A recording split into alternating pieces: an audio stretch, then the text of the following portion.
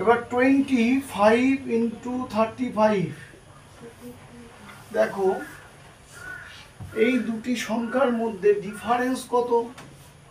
Difference 10। Difference যদি 10 হয় তাহলে শেষ দুটি ডিজিট হবে 75।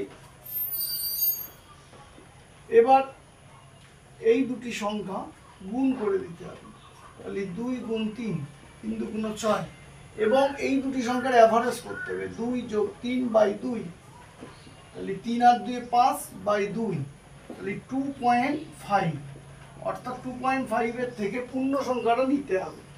তাহলে 6 এর সঙ্গে এই পূর্ণ সংখ্যা নিয়ে যোগ করে দিতে হবে, তাহলে হবে 8।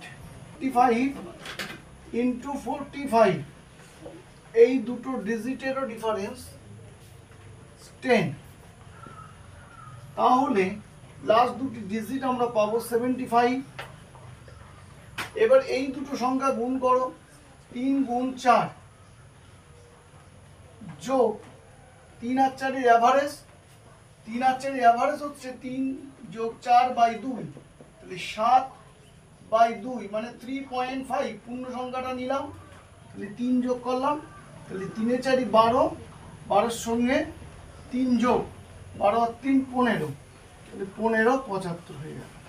তোমরা এবার যদি বুঝে থাকো তাহলে এই দুটো গুণ 55 ইন্টু 65 আর 65 ইন্টু 75, এই দুটো সলভ করে কমেন্ট বক্সে জানাও।